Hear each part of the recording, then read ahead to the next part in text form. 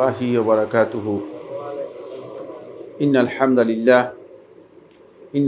لله نحمده ونستعينه ونستغفره ونعوذ بالله من شرور أنفسنا ومن سيئات أعمالنا.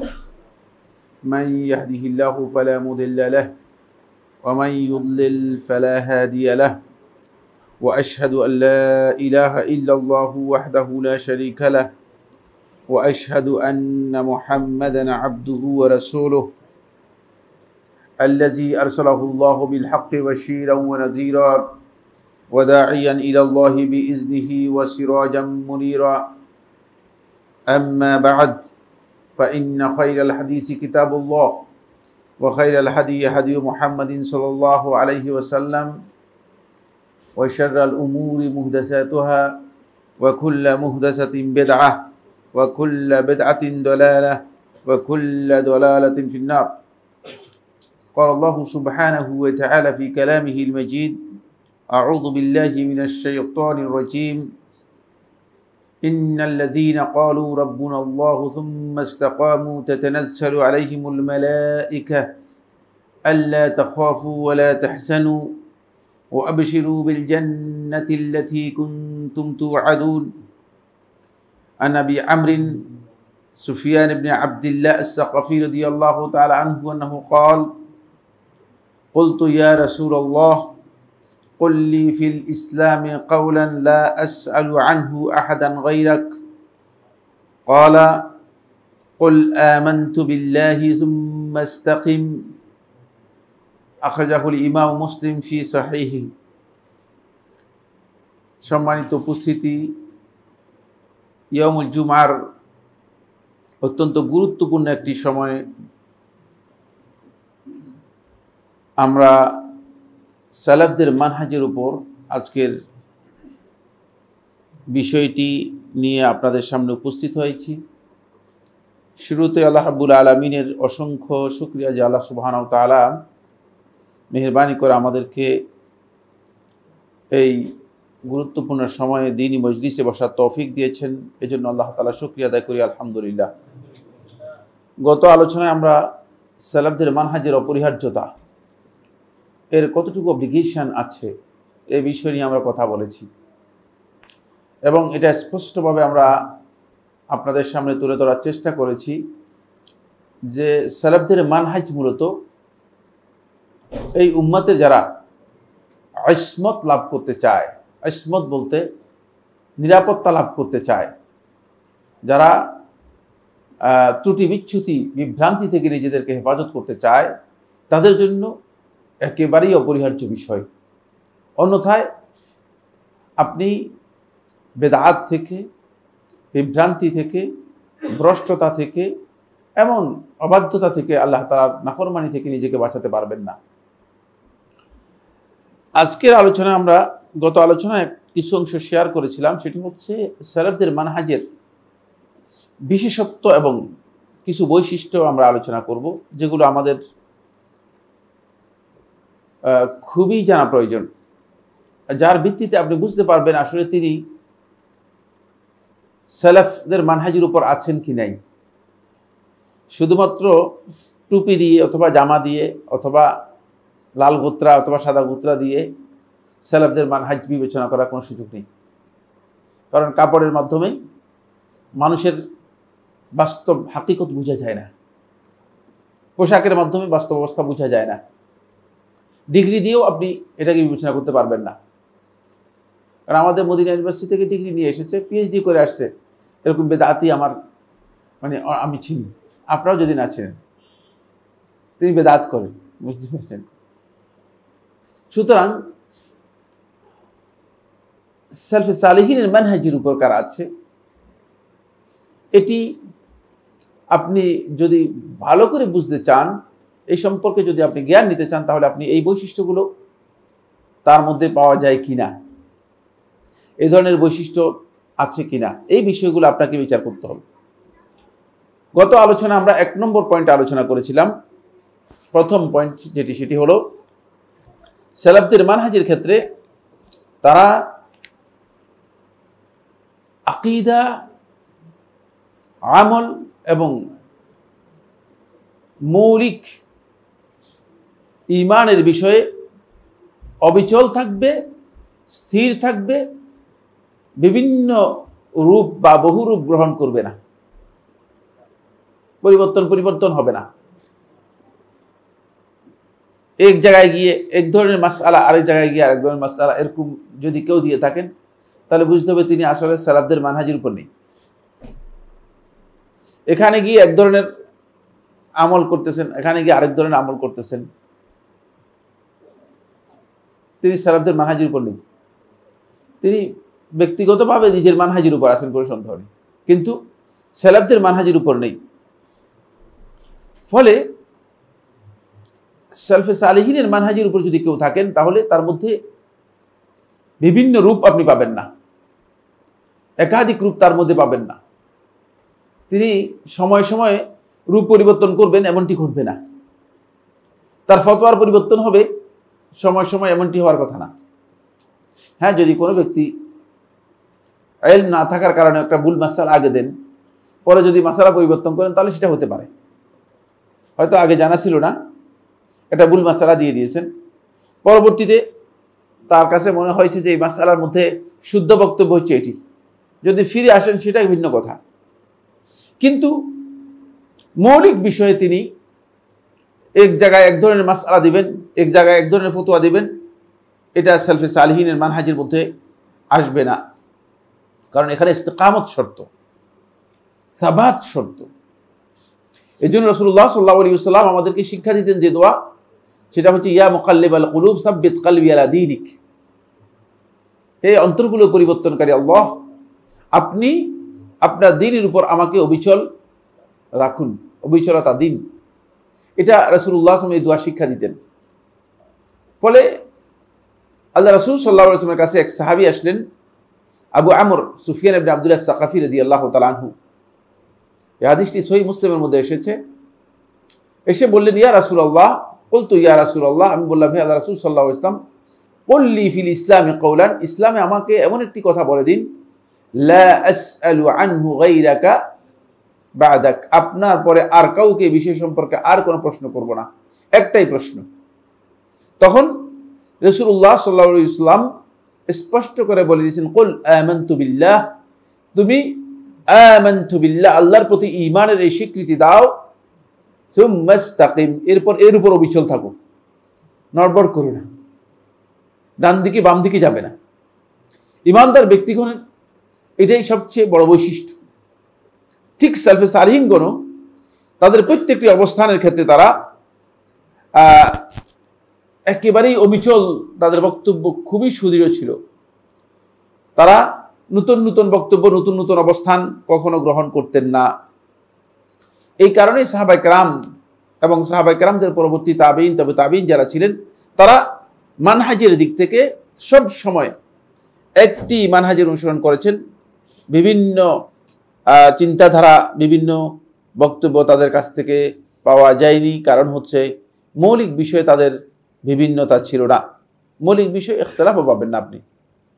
হয়তো গুটি কয়েক ইজতিহাদি বিষয়ে সাহাবায়ে কেরামদের মধ্যে সামান্য মতবিরোধ বা মতপার্থক্য হয়েছে, যেটি সাহাবায়ে কেরামদের মতবিরোধ বা মতপার্থক্যের কারণে তাদের মাঝে, পরস্পরের মাঝে হিংসা বিদ্বেষ তৈরি হয় নাই, গ্রুপিং তৈরি হয় নাই, একজন আরেকজনের বিরুদ্ধে বক্তব্য দেন নেই। এটা আমরা শেখুল ইসলাম ইবনে তাইমিয়া রাহমাতুল্লাহ বক্তব্যের মাধ্যমে গত আলোচনার মধ্যে বলেছিলাম। 2 নম্বর পয়েন্ট যেটি, সেটা হলো আল-ইতিসাম বিল কিতাবি ওয়াস সুন্নাহ আলা ফাহমি সাহাবা। সাহাবায়ে কেরামদের বুঝ অনুযায়ী কিতাব এবং সুন্নাহকে তারা আঁকড়ে ধরবে।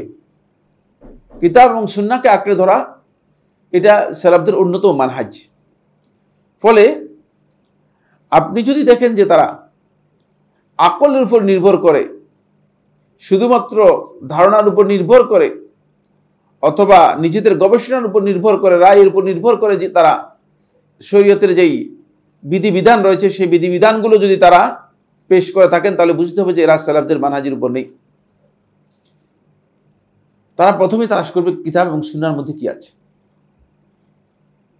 আপনি যখন তাদের মানহাজ সম্পর্কে জিজ্ঞেস করবেন, যদি তারা এই মানহাজের ব্যাপারে এই কথা বলে যে না, কোরআন এবং সুন্নাহ থেকে নয়, আমরা আমাদের আকল থেকে এগুলো গ্রহণ করেছি, বা আমাদের বাস্তবতা থেকে গ্রহণ করেছি।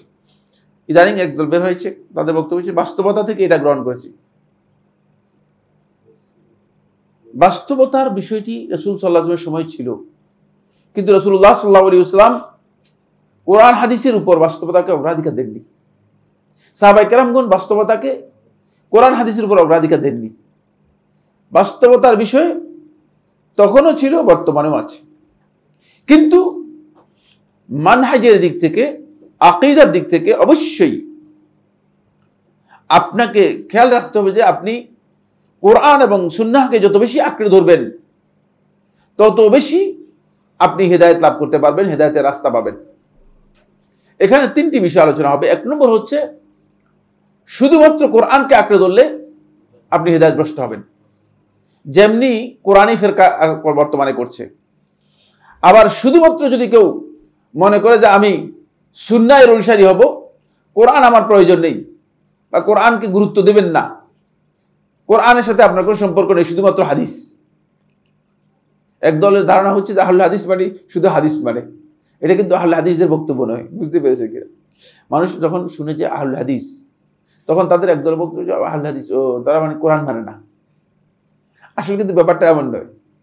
আহলে হাদিস এটা একটা মানহাজের নাম। এটি এই নামে তারা পরিচিতি লাভ করেছে, এই নামে তারা কি পরিচিতি লাভ করেছে, কিন্তু তারা কোরআন মানে না, একথা শুদ্ধ নয়। কারণ কোরআন যদি না মানে, অথবা কোরআনকে যদি কেউ গ্রহণ না করে, তাহলে তিনি হেদায়েতগ্রস্ত হয়ে যাবেন। শুধু হাদিস মানবেন, কোরআন মানবেন না, হেদায়েত পাবেন কিনা? হ্যাঁ, পাবেন না, হেদায়েত পাবেন না। তাহলে আপনাকে কোরআন মানতে হবে, হাদিসও মানতে হবে। এটা হলো 2 নম্বর পয়েন্ট। 3 নম্বর পয়েন্ট হচ্ছে কোরআন এবং হাদিস মানেন। কোরআন এবং হাদিস আপনি কি করেন?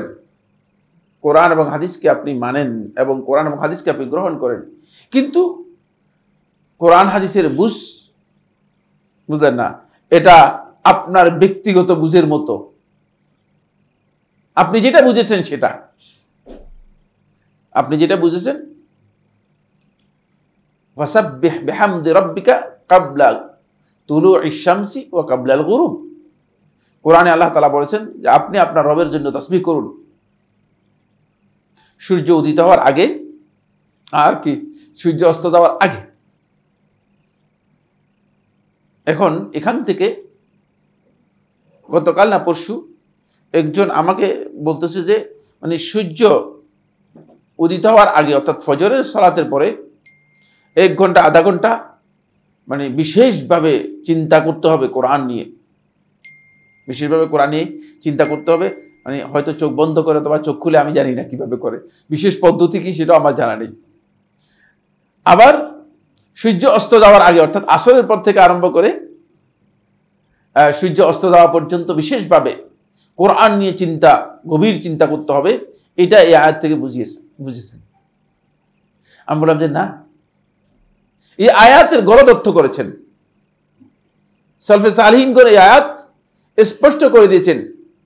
এই আয়াতে ফজরের সালাতের গুরুত্ব এবং আসরের সালাতের গুরুত্বের কথা উল্লেখ করা হয়েছে, এবং ফজরের সালাত আর আসরের সালাত যে অত্যন্ত গুরুত্বপূর্ণ, এই টাইম এটা যে এত গুরুত্বপূর্ণ, এর দলিল রাসূলুল্লাহ সাল্লাল্লাহু আলাইহি ওয়াসাল্লাম, যাতে করে আমরা সহজে বুঝতে পারি। রাসূলুল্লাহ সাল্লাল্লাহু আলাইহি ওয়াসাল্লাম ফজরের সালাতের সুন্নতের ব্যাপারে বলেছেন যে ফজরের 2 রাকাত সুন্নত যদি আপনি আদায় করেন, তাহলে খায়রুম মিনাদ দুনিয়া ওয়া মা ফিহা, দুনিয়া এবং দুনিয়াতে যা কিছু আছে এর চেয়ে উত্তম। চিন্তা করেছেন? এই গুরুত্ব যাতে করে আমরা বুঝতে পারি। কিন্তু এটার উল্টা বুঝ নিয়েছে, এটা মন গড়া একটা বুঝ নিয়েছে, ধারণা মতো বুঝ নিয়েছে, নিজের মন মতো বুঝ নিয়েছে যে এই সময় কোরআন নিয়ে চিন্তা করতে হবে। আমি একটি বিষয় আপনাদেরকে বলি, সেটা হলো এই কোরআনের ব্যাপারে অথবা সুন্নাহর ব্যাপারে সাহাবায়ে কেরাম যে পদ্ধতি অনুসরণ করেছেন, এর চেয়ে বাইরের কোনো পদ্ধতি যদি আমি অথবা আপনি অথবা কেউ অথবা অনেক বড় বুজুর্গ নিজের গবেষণা অনুযায়ী আবিষ্কার করে থাকেন, এটা ভুল হবে। কারণ 1400 বছর পর্যন্ত যারা দ্বীনকে অনুসরণ করেছেন তারা বুঝেন নাই, আমি আমার মন মতো বুঝলাম। এই কারণে 3 নম্বর পয়েন্ট হচ্ছে এখানে কোরআন এবং সুন্নাহকে আঁকড়ে ধরতে হলে অবশ্যই আলা ফাহমিস সাহাবা, সাহাবায়ে কেরামগণ কোরআন এবং সুন্নাহকে যেভাবে বুঝেছেন সেভাবে আঁকড়ে ধরতে হবে, আপনার মন মতো হলে চলবে না।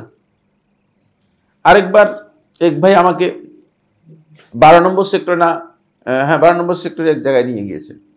তো এই জায়গাতে নিয়ে যাওয়ার পরে তিনি কোরআনে কারীমের মধ্যে ওই যে আয়াতের মধ্যে আল্লাহ সুবহানাহু ওয়া তাআলা ইয়া নিসা নবীর স্ত্রীদেরকে বলছে ইউদিনিনা আলাইহিন্না মিন জালাবিবিহিন, তারা যেন তাদের গাউনকে, ইউদিনিনা আলাইহিন্না মিন জালাবিবিহিন, তারা যেন নিজেদের উপর কি করে ঢেলে দেয়।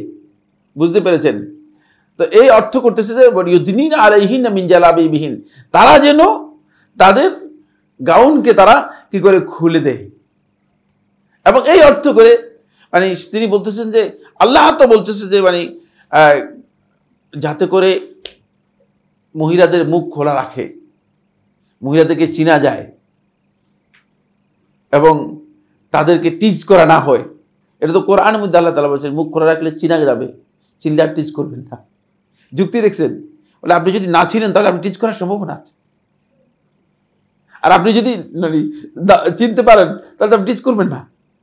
বুঝতে পেরেছেন? কোত্থেকে এই বুঝ নিয়েছেন? কে আপনাকে এই বুঝটা দিয়েছে? সাহাবায়ে কেরামদের কাছ থেকে বুঝ দিয়েছেন? নাউজুবিল্লাহ মিন যালিক, প্রশ্নই আসে না। খুব ভালো করে খেয়াল করুন। ফলে তারা এইভাবে মানে কোরআন এবং হাদিসের মন গড়া একটা অর্থ নিজেরা আবিষ্কার করে নিয়েছে, কোরআন হাদিসের নিজস্ব অর্থ নিয়েছে। কেউ যদি কোরআন এবং হাদিসের নিজস্ব অর্থ গ্রহণ করে থাকেন, যেটি আল্লাহ এবং তার রাসূল সাল্লাল্লাহু আলাইহি ওয়াসাল্লাম বলেন নাই, সাহাবায়ে কেরাম যেটি জানান নেই, সাহাবায়ে কেরামদের কাছ থেকে যেটি আসে নাই, তাহলে একেবারে নিশ্চিত আপনি যে এটি মূলত সালাফদের মানহাজ নয়। এই কারণে এখানে তিনটি বিষয় খুবই গুরুত্বপূর্ণ। অবশ্যই কোরআন এবং হাদিস মূল দুটো নিয়ে বুঝতে হবে। আপনি খুব ভালো করে খেয়াল করুন, আল্লাহ সুবহানাহু ওয়া তাআলা সূরা আরাফের 204 নম্বর আয়াতের মধ্যে বলেছেন ওয়াইযা কুরিয়াল কুরআনু ফাসতামিউ লাহু আনসিতু লাআল্লাকুম তুরহামুন। যখন কোরআন তেলাওয়াত করা হয়, ফাসতামিউ লাহু, তোমরা কোরআন শ্রবণ করো, ওয়া আনসিতু, চুপ থাকো। কোরআন শ্রবণ করবে আর কি করবে? চুপ থাকবে। লাআল্লাকুম তুরহামুন, তাহলে তোমাদের উপর রহম করা হবে। এই আয়াত কোরআন যখন তেলাওয়াত করা হবে তখন চুপ থাকতে বলা হয়েছে এবং শ্রবণ করতে বলা হয়েছে। এটা কমন নির্দেশ, সকল ক্ষেত্রেই প্রযোজ্য। কোরআন তেলাওয়াত সালাতের মধ্যেও আপনি কি করবেন? শ্রবণ করবেন। বাহিরেও আপনি শ্রবণ করবেন। যেখানেই কোরআন তেলাওয়াত হবে শ্রবণ করতে হবে আপনাকে। এটা কোরআন তেলাওয়াতের নির্দেশ। এখন শুধুমাত্র এই আয়াতকে আঁকড়ে ধরে একদল বলতেছে যে যেহেতু সালাতের মধ্যে ইমাম সাহেব কোরআন তিলাওয়াত করে, সালাতের মধ্যে কি করে ইমাম সাহেব? কোরআন তিলাওয়াত করে, তাহলে সালাতের মধ্যে আর মুক্তাদি কোরআন তিলাওয়াত করার কোনো প্রয়োজন নেই। মুক্তাদি সূরা ফাতিহা তিলাওয়াত করার প্রয়োজন নেই, আর অন্য কোনো সূরা পড়ার প্রয়োজন নেই। যেহেতু চুপ থাকতে বলা হয়েছে, যেহেতু শুনতে বলা হয়েছে, শুনবে আর চুপ থাকবে, সুতরাং আর তেলাওয়াত করার প্রয়োজন নেই, আর কি তেলাওয়াত করার প্রয়োজন নেই। এই বুঝটা আপনি কোত্থেকে নিয়েছেন? সরাসরি কোরআন থেকেই তো, ঠিক না? কিন্তু রাসূল সাল্লাল্লাহু আলাইহি ওয়াসাল্লাম হাদিসগুলোকে কোথায় বাদ দিবেন? আপনি শুধু কোরআনকে আঁকড়ে ধরে বলতেছেন যে হ্যাঁ চুপ থাকেন, চুপ থাকলাম। তো রাসূল সাল্লাল্লাহু আলাইহি ওয়াসাল্লাম যে হাদিসের মধ্যে, এতগুলো হাদিসের মধ্যে রাসূল সাল্লাল্লাহু আলাইহি ওয়াসাল্লাম যে বললেন সূরা ফাতিহা পড়ার কথা, লা সালাতা লিমান লাম ইয়াকরা বিফাতিহাতিল কিতাব, যে ব্যক্তি সূরা ফাতিহা পড়ল না তার সালাতই হবে না। রাসূলুল্লাহ সাল্লাল্লাহু আলাইহি ওয়াসাল্লাম যে সূরা ফাতিহা পড়ার ব্যাপারে সাহাবায়ে কেরামদেরকে নির্দেশ দিলেন, এই যে হাদিসগুলো রয়েছে এই হাদিসগুলো সবগুলোকে প্রথমে কি করলেন? বাদ দিলেন। এই হাদিসগুলো সবগুলো প্রথমে বাদ দিলেন। এই ভুল বুঝের কারণে কি হয়েছে দেখেন, হয়েছে এই, যদি আপনি মনে করেন যে এই আয়াতটা শুধু সালাতের মধ্যে, শুধু সালাতের মধ্যে প্রযোজ্য, তাহলে সালাত ছাড়া যেখানে আপনি কোরআন তেলাওয়াত করেন সেখানে শুনতেও হবে না, চুপ থাকতে হবে না। প্রথমে এটা হয়ে গেল। এটা সালাফদের বুঝ নয়, খেয়াল করেন। সলফে সালেহিন এটা বুঝান নাই। মানে যেখানে কোরআন তেলাওয়াত হবে সেখানে কিন্তু হুকুম হচ্ছে চুপ থাকবেন এবং শ্রবণ করবেন। খুব ভালো করে খেয়াল করুন। 2 নম্বর হচ্ছে, আপনি তো এটাকে সালাতের মধ্যে নিজের মন মতো কি করলেন? ডিজাইন করলেন, ফিট করলেন। কোথায়? সালাতের মধ্যে ফিট করলেন। সালাতের মধ্যে যখন ফিট করেছেন, এখন সালাতের বাকি বাহিরে যত জায়গায় কোরআন তেলাওয়াত করেন, এখান থেকে কোরআন তেলাওয়াত হচ্ছে, আর এখান থেকে কি করতেছে? নাম দিয়েছে সবিনা খতম। কি নাম দিয়েছে? কোরআন তেলাওয়াত হচ্ছে আর এদিকে মানুষ গাল গল্প করতেছে। এটা কোরআনের সাথে একটা বড় ধরনের বেয়াদবি, কোরআনের আদবের পরিপন্থী। যেখানে কোরআন তেলাওয়াত হবে সেখানে কোরআন তেলাওয়াত শ্রবণ করা হচ্ছে নির্দেশ, চুপ থাকা হচ্ছে নির্দেশ। আচ্ছা, সেটা যেহেতু এখান থেকে গেল, বাদ গেল, এবার আসেন সালাতের মধ্যে যখন এটাকে ডিজাইন করলেন, সেট করলেন কোথায়? সালাতের মধ্যে। না, আমি কয়েকজন আলেমকে জিজ্ঞেস করলাম সালাতের শুধুমাত্র 6 রাকাতের মধ্যে ইমাম সাহেব জোরে কোরআন তেলাওয়াত করে, আর বাকি সমস্ত রাকাতগুলোর মধ্যে ইমাম সাহেব জোরে তেলাওয়াত করে না, এবার এগুলির ব্যাপারে বলেন আপনার এই আয়াত প্রযোজ্য হবে কিনা? এবার বেওকুফ চুপ হয়ে গেছে, কিছু বলতে পারে না। আপনি আয়াতটি ডিজাইন করলেন সালাতের মধ্যে, এনে লাগালেন সালাতের মধ্যে, যেহেতু সালাফদের বুঝ গ্রহণ করেন নাই, সাহাবায়ে কেরামদের বুঝ গ্রহণ করেন, এই জন্য আপনার জিনিসটা কত বড় ভুল হয়ে গেছে। আপনি আপনার মন মতো বুঝ নিয়েছেন, এই মন মতো বুঝের কারণে সালফে সালিহিনের বুঝটা যেহেতু গ্রহণ করেন নাই, সালাতের মধ্যে ইমাম সাহেব জোরে কেরাত পড়ে কয় রাকাতের মধ্যে? টোটাল কয় রাকাতের মধ্যে? এখানে কি আসমান থেকে আসছেন নাকি আপনারা? 6 রাকাতের মধ্যে। মোট রাকাত হচ্ছে কয়টা? না, মোট রাকাত হচ্ছে 17 রাকাত। কোথা থেকে আমরা আসতেছেন? এখানে তো সবাই এখানকার লোক, মনে হয় যেন আসমান থেকে আসছে। না, আসমান থেকে কেউ আসলে। মোট আমাদের ফরজ সালাত হচ্ছে কত রাকাত? 17 রাকাত হচ্ছে ফরজ। তার মধ্যে 6 রাকাতের মধ্যে ইমাম সাহেব কি করেন?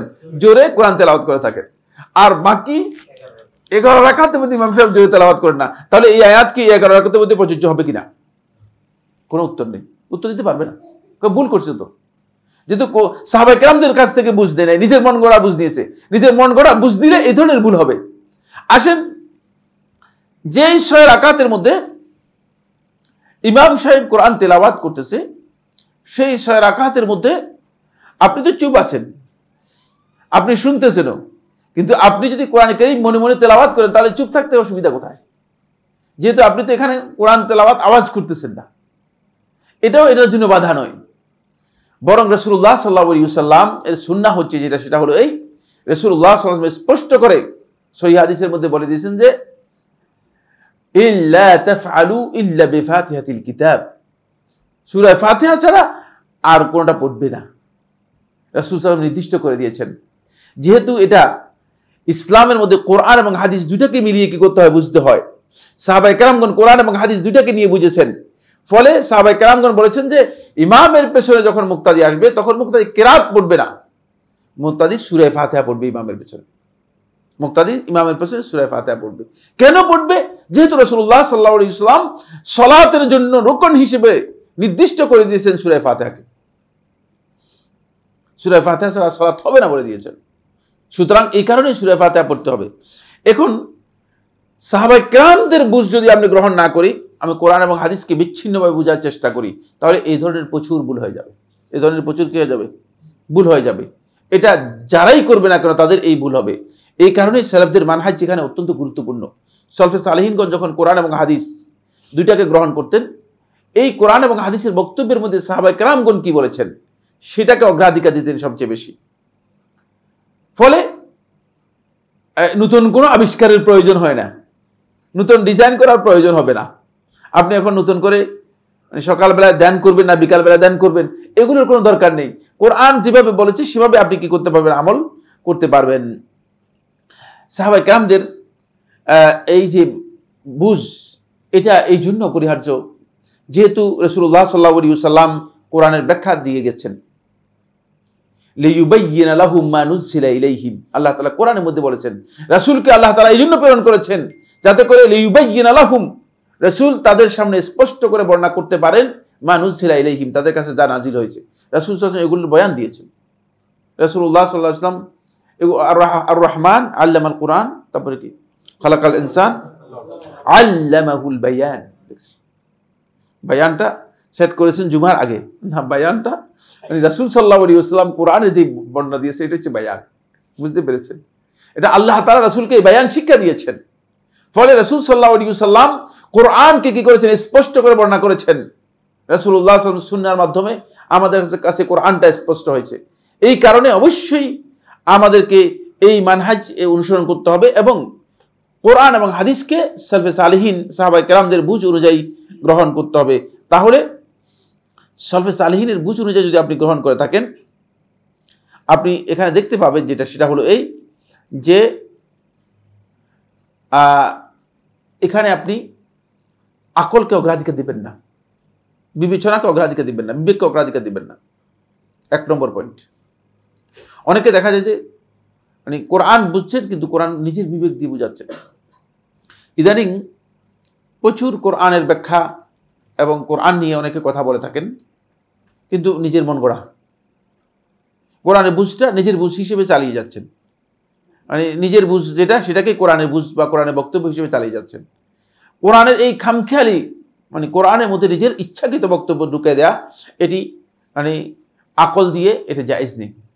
এটা সাহাবায়ে কেরামগণ এই জন্য কোরআনের ব্যাপারে বক্তব্য দিতেই না ভয়ে, যেটা আমরা গত আলোচনার মধ্যে বলেছি। 2 নম্বর যে বিষয়টি সেটা হলো এই, কোরআন এবং সুন্নাহ দ্বীনের ব্যাপারে আপনি প্রবৃত্তির অনুসারী হবেন না, কারণ খাহেশের অনুসারী হবেন না। যদি আপনি মানে সালাফদের এই মানহাজ অনুসরণ করেন, ইতিসাম বিল কিতাব ওয়াস সুন্নাহ আলা ফাহমিস সাহাবা, সাহাবাদের ফাহাম বুঝ অনুযায়ী যদি কোরআন এবং সুন্নাহকে আঁকড়ে ধরেন, তাহলে দেখবেন আপনি প্রবৃত্তির অনুসারী হবেন না। কারণ হলো আপনি নিজের খাহেশ মতো কথা বলবেন না, আপনি চেষ্টা করবেন যে এই বিষয় আসলে কি আছে, এই বিষয়ে নিজের মন মতো কথা বলবেন না, রায় নিজের আকল দিয়ে মন দিয়ে কথা বলা, যেটা ইচ্ছাকৃত যে কথা আছে সে কথা আপনি বলবেন না, মন মতো কথা বলবেন না।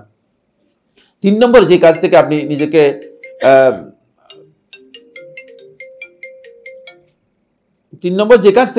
নিজেকে বাঁচাবেন সেটি হচ্ছে,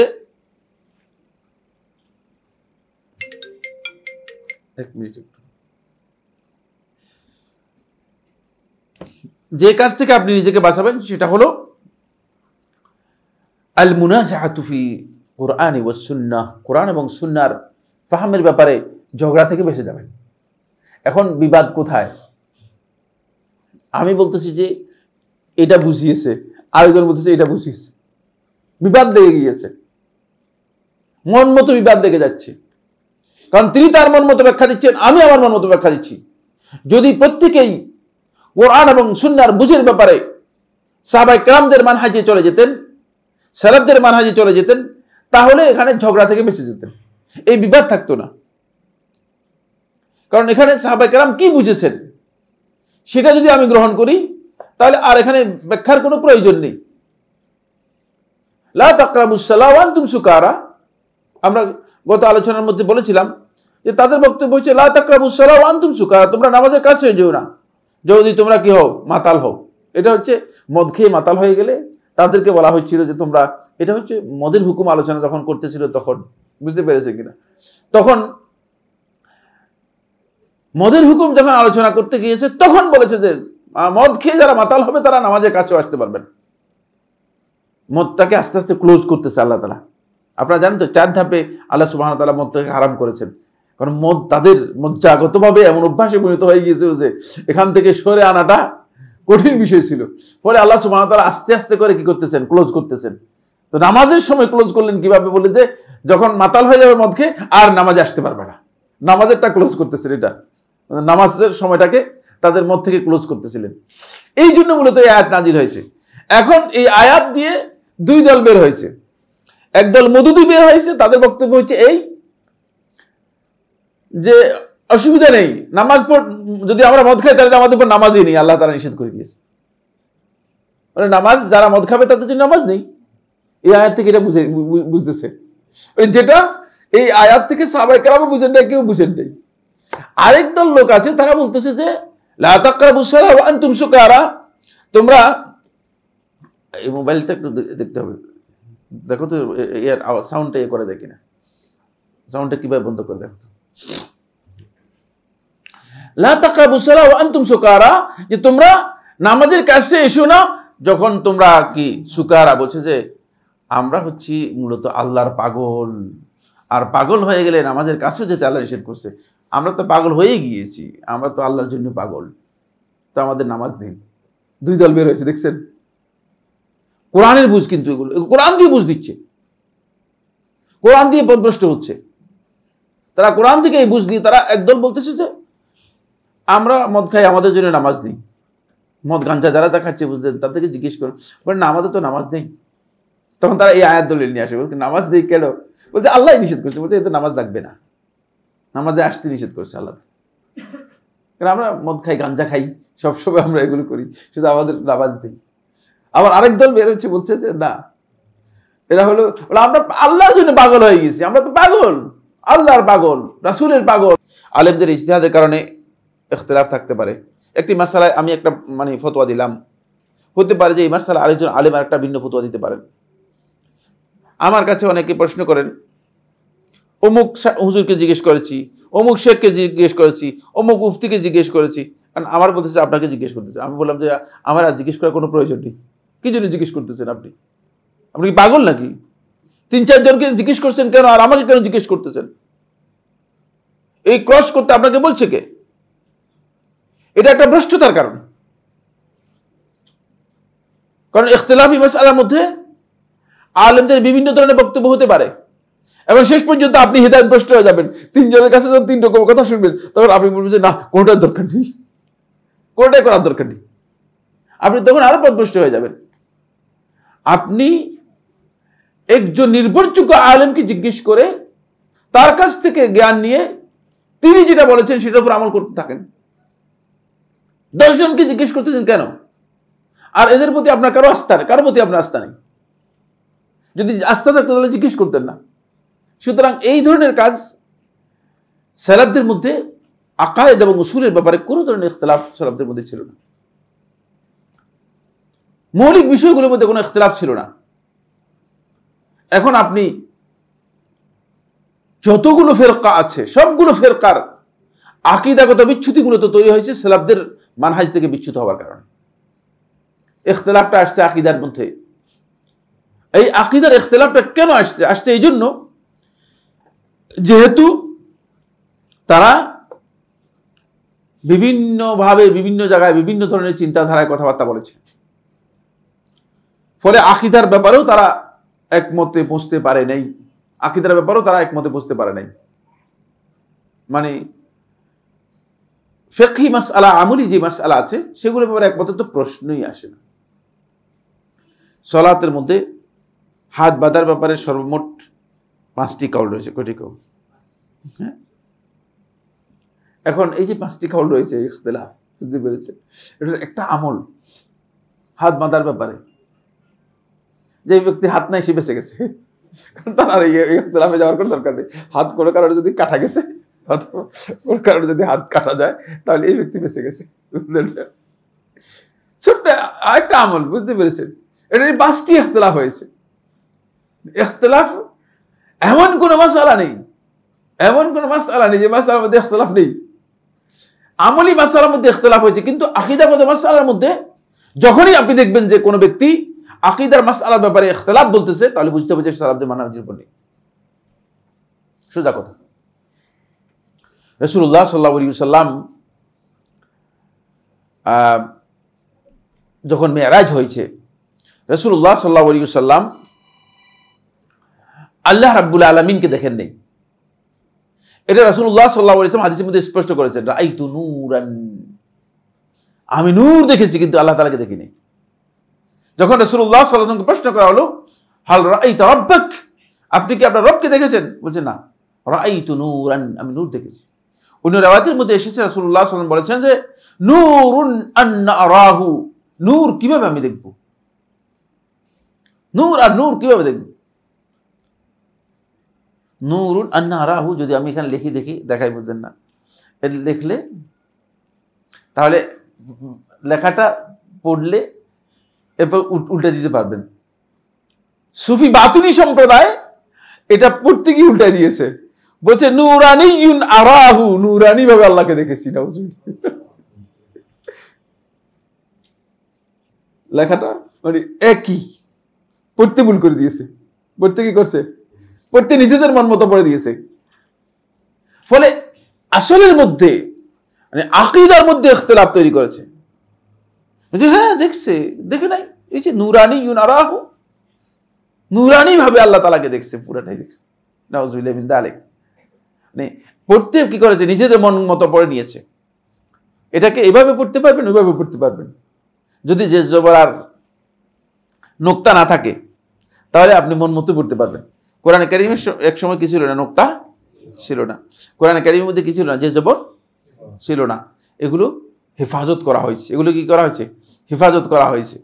কিন্তু হাদিসের মধ্যে অনেকেই কি করেছে? নিজের মন মতো হাদিসের মধ্যে পড়াকে কি করে দিয়েছে? তাসহিফ করেছে। নিজেরা হাদিসের পড়াটাকে নিজের মন মতো অনেকে তৈরি করে নিয়েছে। ফলে এই বাতিনি সুফিরা যারা আছে তারা বলছে যে নুরানিউন আরাহু, যে আল্লাহ তাআলাকে নুরানিভাবে আমি দেখেছি। নাউযুবিল্লাহি মিন যালিক। এই যে এটি হচ্ছে সালাফদের মানহাজ। রাসূলুল্লাহ সাল্লাল্লাহু আলাইহি ওয়াসাল্লাম দেখেন নাই, রাসূলুল্লাহ সাল্লাল্লাহু আলাইহি ওয়াসাল্লাম আল্লাহ তাআলাকে দেখেন নাই। আপনি দেখবেন যে সাহাবায়ে কেরামদের বক্তব্যের মধ্যে কোনো ধরনের ইখতিলাফ নেই। শুধুমাত্র আব্দুল্লাহ ইবনে আব্বাস রাদিয়াল্লাহু তাআলা আনহু এর একটি riwayat রয়েছে। আব্দুল্লাহ ইবনে আব্বাস রাদিয়াল্লাহু বলেছেন যে ফাকাদ রাআ রাব্বাহু বিফুয়াদিহি, মানে আল্লাহ সুবহানাহু ওয়া তাআলা কে রাসূলুল্লাহ সাল্লাল্লাহু আলাইহি ওয়াসাল্লাম দেখেছেন বিফুয়াদিহি, তার অন্তরের মাধ্যমে। এটা কি বুঝিয়েছেন আব্দুল্লাহ ইবনে আব্বাস রাদিয়াল্লাহু তাআলা আনহু? কারণ রাসূলুল্লাহ সাল্লাল্লাহু আলাইহি ওয়াসাল্লাম সুনান তিরমিজি একটি হাদিসের মধ্যে বলেছেন যে আমি লাকাদ রাআইতু রাব্বি ফি আহসানি সূরা, আমি আমার রবকে দেখেছি অত্যন্ত উত্তম আকৃতিতে। এটা হচ্ছে রাসূলুল্লাহ সাল্লাল্লাহু আলাইহি ওয়াসাল্লাম স্বপ্নে দেখেছিলেন আল্লাহ সুবহানাহু ওয়া তাআলাকে। ওই কথাটাই আব্দুল্লাহ ইবনে আব্বাস রাদিয়াল্লাহু আনহু কি করেছেন, উল্লেখ করেছেন। এখন এই দুটাকে না মিলানোর কারণে যারা সাহাবায়ে কেরামদের বক্তব্য বুঝেন নাই, সাহাবাদের মানহাজ বুঝেন নাই, বলছে হ্যাঁ ঠিকই তো বলেছেন। আয়েশা রাদিয়াল্লাহু তাআলা বলেছেন মান হাদ্দাসাকা আন্না মুহাম্মাদান সাল্লাল্লাহু আলাইহি ওয়াসাল্লাম রাব্বাহু ফাকাদ কাযাব, যে ব্যক্তি তোমার কাছে হাদিস বর্ণনা করবে যে মুহাম্মদ সাল্লাল্লাহু আলাইহি ওয়াসাল্লাম তার রবকে দেখেছেন সহিহ বুখারী হাদিসের মধ্যে, ফাকাদ কাযাব, সে মিথ্যা বলেছে। আর আব্দুল্লাহ ইবনে আব্বাস রাদিয়াল্লাহু বলতেছেন যে রাসূলুল্লাহ সাল্লাল্লাহু আলাইহি ওয়াসাল্লাম আল্লাহ রাব্বুল আলামিনকে দেখেছেন, লাকাদ রাআ রাব্বাহু বিফুয়াদিহি, তিনি তাকে দেখেছেন তার অন্তরের মধ্যে। তাহলে তো দেখেছেন, এটা আসলে ইখতিলাফ নয়, খেয়াল রাখতে হবে, বুঝতে হবে। এই জন্য যখনই আপনি সালাফদের মানহাজের মধ্যে আসবেন তখন আপনি দেখবেন যে উসুলের মধ্যে যদি ইখতিলাফকে বর্ণনা করতে যায় তাহলে বুঝতে হবে যে সে সালাফদের মানহাজ বুঝে নেই। সালাফদের মানহাজের উসুলের মধ্যে ইখতিলাফ থাকবে না। এটা পরবর্তী লোকেরা এটা ইখতিলাফ আবিষ্কার করেছে। যেহেতু পরবর্তী লোক যারা আছে তারা অনেক ব্যক্তির ফজিলত বর্ণনা করতে গিয়েও তিনি আল্লাহকে দেখেছেন বলে দিয়েছে, বুঝতে পেরেছেন? তখন কারো ফজিলতের ব্যাপারে যদি আল্লাহকে দেখেছেন বলে, রাসূলের ব্যাপারে যদি বলে যে আল্লাহকে দেখেন নাই, তাহলে তো এটা হয় না। আপনি যদি বলেন যে ভাই আপনি যে বলছেন আপনার হিসাব আল্লাহর সাথে দেখা সাক্ষাৎ হয়েছে, কথাবার্তা হয়েছে, রাসূল সাল্লাল্লাহু আলাইহি ওয়াসাল্লাম কি আল্লাহকে দেখছেন কোথাও আছে? তখন কি উত্তর দিবে? তখন উত্তর দিবে কি? আটকে যাবে না? রাসূল সাল্লাল্লাহু আলাইহি ওয়াসাল্লাম আল্লাহকে দেখেছেন, এটার কোনো উত্তর নেই। আর আপনি বলতেছেন আপনার হুজুরের সাথে প্রতিদিন আল্লাহর সাথে কথাবার্তা হয়, দেখা সাক্ষাৎ হয়। কি বলতেছেন এগুলো? বুয়া কথা কেন বলতেছেন? এই কারণেই তারা এই জায়গায় কি করেছে, একটা স্পেস তৈরি করেছে, একটা বিবাদ তৈরি করেছে। সেই বিবাদ হচ্ছে না, আল্লাহকে না দেখলে রাসূল কিভাবে দেখছেন? অবশ্যই। আরে আমি এক জায়গায় আমাদের সৌদি আরবের এক ইউনিভার্সিটিতে বাস করেছেন এক ভাই, এখানে ঢাকা শহরের অনেক বড় আলেম এবং খতিব, সবাই আপনারা চিনেন। তো মসজিদের মধ্যে আমি জুমার সালাত আদায় করলাম। তো আমি অন্য একটা জায়গায় গিয়েছিলাম, তো আমি ওখানে জুমার সালাত আদায় করলাম। এক জায়গায় বেড়াতে গিয়েছিলাম, নাকি কাজে গিয়েছিলাম। আমি যে মসজিদে গেছি দেখেন, আমি মসজিদের মানে বারান্দার মধ্যে ছিলাম, মসজিদের ভিতরের অংশে আমি ঢুকতে পারিনি, জায়গা পাইনি, বারান্দার মধ্যে সালাত আদায় করলাম।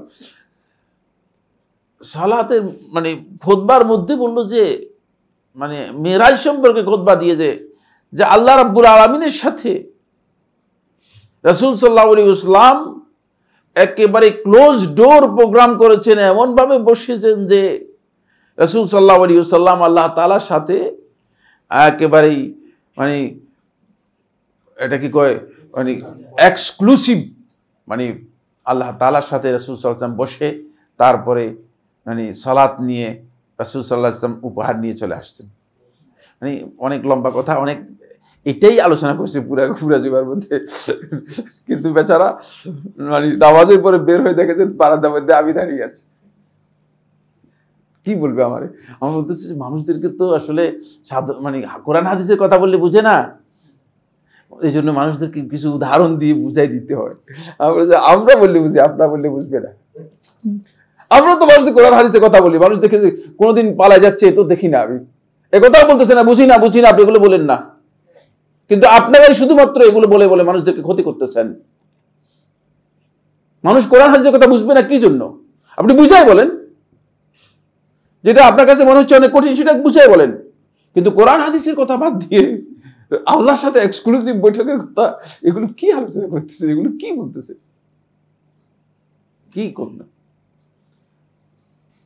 এটা হচ্ছে যারা মানে কিছুটা মানে পড়ালেখা করে মনে করেন এই ধরনের লোকদের বক্তব্য। আর বাকিদের তো গোল্লাই গেছে। এই সমস্ত বেদাতি মসজিদগুলো যেগুলো আছে সেগুলো তো আর বলারই কোনো অবকাশ নেই। বেদাতিরা তাদের মন মতো যাই মনে আসতেছে, মনে আসলেই বলে দিচ্ছে। কোরআন হাদিসে আছে কি নাই এটার চিন্তা করার তাদের সুযোগ নেই, দরকারও নেই। তারা মনে করছে দরকারও নেই, কারণ আমি বলছি না, মানে আলেম আমি বলছি তো যথেষ্ট। ফতোয়া ঠিক না, ফতোয়া হয়ে গেছে, কারণ আমি মুফতি। কি কিসের মুফতি সে তো জানে না, সে যে মুফতি হয়ে গেছে, ফলে সে যাই খুশি তাই বলে দিচ্ছে। খেয়াল রাখতে হবে যে উসুলের ব্যাপারে যদি কেউ বলে যে না এই ব্যাপারে ইখতিলাফ রয়েছে, বুঝতে হবে যে সে পথভ্রষ্ট, সে সালাফদের মানহাজের উপর নেই। ইমানের মৌলিক বিষয়গুলো একেবারে স্পষ্ট।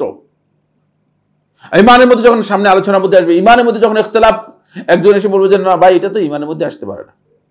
আরে আপনি ইমানের মধ্যে আসতে পারে কোনটা, কোনটা আসতে পারে না আপনি কিভাবে বুঝবেন? রাসূল সাল্লাল্লাহু আলাইহি ওয়াসাল্লাম সহিহ বুখারী হাদিসের মধ্যে বলছে যে হুব্বুল আনসার মিনাল ঈমান, আনসারদেরকে ভালোবাসা এটাও ঈমান। চিন্তা করেছেন? হাদিস, সহিহ বুখারী হাদিস, আনসারদেরকে ভালোবাসবেন এটাও ঈমান। ঈমান আপনাকে বুঝতে হবে। এই জন্য রাসূল সাল্লাল্লাহু আলাইহি ওয়াসাল্লামের কাছ থেকে ঈমানের সংজ্ঞা নিতে হবে, রাসূল সাল্লাল্লাহু আলাইহি ওয়াসাল্লামের কাছ থেকে ইসলামের সংজ্ঞা নিতে হবে। মন মতো কথা বলে মানুষদেরকে বিভ্রান্ত করে দেবেন, খবরদার। এগুলো এই কারণেই উসুলের ব্যাপারে যাদের জ্ঞান নেই তারা ইখতিলাফ বর্ণনা করলে বুঝতে হবে যে তারা সালাফদের মানহাজ থেকে বিচ্যুত বা বিচ্ছিন্ন হয়ে গিয়েছে। এরপরে যে বিষয়টি সেটা হলো এই সলফে সালিহিনদের আরেকটি গুরুত্বপূর্ণ দিক হচ্ছে তাদের মানহাজের বৈশিষ্ট্য হচ্ছে তারা নবী সাল্লাল্লাহু আলাইহি ওয়াসাল্লামের অবস্থা, নবী সাল্লাল্লাহু আলাইহি ওয়াসাল্লামের কাজ, নবী সাল্লাল্লাহু আলাইহি ওয়াসাল্লামের কথা এবং নবী সাল্লাল্লাহু আলাইহি ওয়াসাল্লামের সুন্নাহ সম্পর্কে তারা সবচেয়ে বেশি জ্ঞান রাখে এবং এর প্রতি সবচেয়ে বেশি ভালোবাসা তাদের রয়েছে। কারণ তাদের চর্চা হচ্ছে এটা। অন্যদেরকে দেখবেন যে মানে হুজুরের ফজিলত বর্ণনা করতেছে, হয়তো পীর সাহেব হুজুরের ফজিলত, অথবা বাবা হুজুরের ফজিলত, অথবা দাদা হুজুরের ফজিলত। কিন্তু সালাফদের মানহাজের মধ্যে আপনি দেখবেন যে নবী সাল্লাল্লাহু আলাইহি ওয়াসাল্লামের অবস্থান বর্ণনা করতেছেন, নবী সাল্লাল্লাহু আলাইহি ওয়াসাল্লামের কথা, নবী সাল্লাল্লাহু আলাইহি ওয়াসাল্লামের কাজ, নবী সাল্লাল্লাহু, যেহেতু আপনাকে আপনার প্রত্যেকটা কাজকে নবী সাল্লাল্লাহু আলাইহি ওয়াসাল্লামের সাথে আপনাকে, আপনার মডেল হচ্ছে নবী সাল্লাল্লাহু আলাইহি ওয়াসাল্লাম, আপনার প্রত্যেকটা কাজকে নবী সাল্লাল্লাহু আলাইহি ওয়াসাল্লামের কাজের সাথে মিলিয়ে দিতে হবে। নবী সাল্লাল্লাহু আলাইহি ওয়াসাল্লামের মডেলের সাথে যদি আপনার মডেল না মিলে তাহলে বুঝতে হবে যে আপনার এখানে ঘাটতি আছে, আপনার এই কাজের মধ্যে ঘাটতি আছে।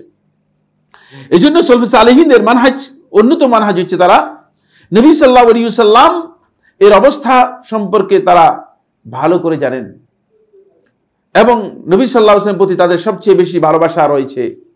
এই ভালোবাসা থাকার কারণে তারা নবী সাল্লাল্লাহু আলাইহি ওয়াসাল্লামের হাদিসের ব্যাপারে সহিহ হাদিস থেকে দাঈফ হাদিসকে আলাদা করার জন্য, দাঈফ হাদিস থেকে মিথ্যা হাদিসকে আলাদা করার জন্য তারা নিজেদের জীবনের পরিপূর্ণ মূল্যবান সময় পুরাটাই ব্যয় করেছেন। চিন্তা করুন, এমন সময় দিয়েছেন। কেন মানে এত হাদিসের পিছনে এত সময় দেওয়ার কারণ? নবী সাল্লাল্লাহু আলাইহি ওয়াসাল্লামের সমস্ত হাদিসগুলোকে যদি আমরা একসাথ করি তাহলে 4000-এর কাছাকাছি হবে, 3932-33 বা 4000, ধরেন 4000 সমস্ত কথাকে যদি মানে কম্পাইল করে এক ডিজাইনে নিয়ে আসি, বুঝতে পেরেছেন কিনা, মানে কম্পাইল করে সবটাকে এক ডিজাইনে নিয়ে আসি, এরকম হবে। তো এই তো সামান্য কথার জন্য এর মধ্যেই পুরাটাই দিন, কিন্তু এই তো কথার জন্য একজন দুইজন নয়, লক্ষ লক্ষ হাদিস, লক্ষ লক্ষ হাদিসের জ্ঞানীরা তারা নিজেদের গোটা জীবন ব্যয় করে দিয়েছে। কেন ব্যয় করেছেন?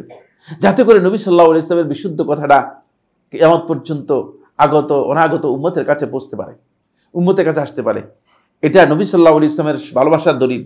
এই বিষয়ে এই জন্য শেখুল ইসলাম ইবনে তাইমিয়া রাহমাতুল্লাহি মাজু ফাতাওয়ার মধ্যে 4th খণ্ডের 51 পৃষ্ঠায় শেখুল ইসলাম রাহমাতুল্লাহি আলাইহি বলেন যে তারা ফাইন্নাহু মাতা কানা রাসূলুল্লাহ সাল্লাল্লাহু আলাইহি ওয়াসাল্লাম আকমালাল খালকি ওয়া আলামুহুম বিল হাকায়েক ওয়া আকওয়াহুম কাওলান ওয়া হালান লাজিমা আন ইয়াকুনা আলামান নাস বিহি আ'লামাল খালকি বিযালিকা ওয়া ইয়াকুনা আযমাহুম মুওয়াফাকাতান লাহু ওয়া ইক্তিদাআন বিহি আফদালাল খালক।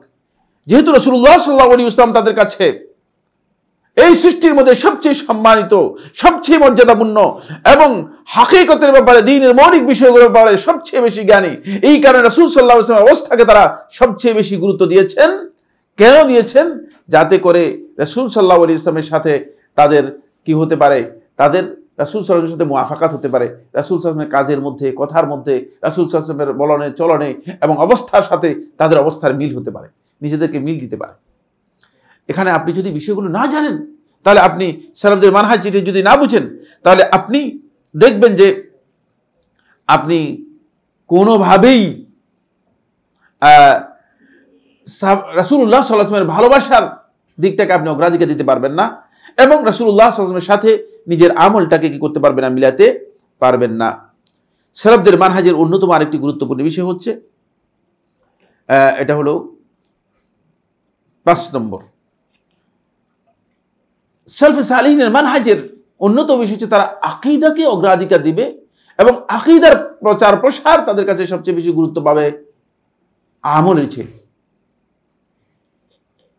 এখন একটা দুর্ভাগ্যের বিষয়, সেটা হলো এই আকীদার আলোচনার আগেই ইখতিলাফি মাসআলা নিয়ে আমাদেরকে প্রশ্ন করে, শেষ পর্যন্ত মানুষ কি করে দেয়, মানে ইখতিলাফ করে দূরে সরে যায়, অথবা ইখতিলাফি মাসআলাটা কি করে মানুষের মধ্যে আলোচনা করে। আমি মদিনাতে যতদিন ছিলাম কিছু চেষ্টা করেছি দ্বীনি দাওয়াতি কাজ করার জন্য যতটুকু সম্ভব। বিভিন্ন কোম্পানিতে বিভিন্ন জায়গায় আমি আলোচনা করতাম। তো এক কোম্পানিতে আমি আলোচনা করতাম, আমি আলোচনা করে আসছি, পরে সেখানে হয়তো মানে আমাদের মদিনা ইউনিভার্সিটির আরো কোনো এক আলোচক, কোনো একজন দাঈ ইলাল্লাহ তিনি গিয়েছেন। তো ওই দাঈ ইলাল্লাহ গিয়েছেন, তিনি দাওয়াতি কাজ করেছেন, কিন্তু দাওয়াতি কাজ করেছেন ইখতিলাফি মাসআলা নিয়ে গিয়েছেন, আকীদার মৌলিক বিষয় বাদ দিয়ে ইখতিলাফি মাসআলা নিয়ে গিয়েছেন। তো আমি জানতে পারতাম না যে ইখতিলাফি মাসআলা কি আলোচনা করছে, তো আমি জানি না কে আসছে বা কে, পরবর্তী জানতে পেরেছি। যাই হোক, পরের সপ্তাহে যখন আমি গেলাম, খুব ভালো করে শুনেন, পরের সপ্তাহে আমি যখন গেলাম তখন লোকেরা বলল যে শেখ একটা নতুন বিষয় আমরা জানলাম, আমাদের খুব ভালো হয়েছে, নতুন একটা জ্ঞান হয়েছে আমাদের। আমাদের কি জ্ঞান হয়েছে সেটা বলে যে কোনো কারণে যদি আমাদের স্ত্রী সহবাস হয়ে যায় অথবা কোনো কারণে যদি স্বপ্নদোষ হয়ে যায়, তাহলে আমাদের আর গোসল করতে হবে না। আমাকে মানে এই ফতোয়া কে দিল? এই ফতোয়া তো মানে আজকে আপনাদের এখান থেকে মনে হয় জারি হয়েছে, এটা তো দুনিয়ার কোনো আলেম দিয়েছে আমি জানতাম না, এটা কেউ না আলেমে দিয়েছে। বললে হ্যাঁ, আমাদের এখানে গত অমুক দিন এক আলেম আসছেন, তিনি বলছেন যে মনি হচ্ছে ফাক, মনি হচ্ছে কি পাক। তো মনি পাক যে তিনি বলে বুঝিয়ে দিয়ে আসছেন সবাইকে, তোমার যে পাক জিনিস বের হলে তো আর গোসল ফরজ হবে না। সুতরাং মানে তারা কিন্তু এখান থেকে অর্থ নিয়ে ফতোয়া জারি করে দিয়েছে। আরে বাবা, ইখতিলাফি মাসআলা আলোচনা করতে গেলেন কেন? দাওয়াতি কাজে মানে খেয়াল রাখতে হবে, দাঈদের বুঝতে হবে। সালাফদের মানহাজ এটা নয়। ইখতিলাফি মাসআলার ব্যাপারে কিয়ামত পর্যন্ত সিদ্ধান্ত হবে না। প্রচুর ভাই রয়েছেন, মানে মনে হচ্ছে ব্যবসার মধ্যে যে বহস করে কি করে দিবেন। আরে কিসের বহস করতেছেন আপনি? আপনি বলছে কি বহস করার জন্য?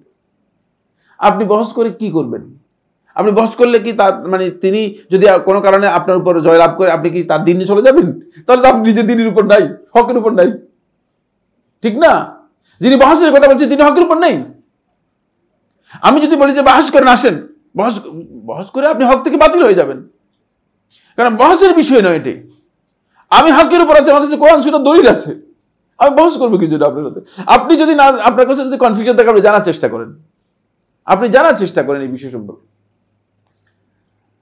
তখন আমি তাদেরকে বললাম, ওরা যে যিনি আপনাকে বলে গেছে যে মনি পাক, তার ওয়াজিব ছিল এ কথা বলে যাওয়া, মনি বের হলে গোসল ওয়াজিব হয়, কিন্তু তিনি বলে এটা বলেন নাই।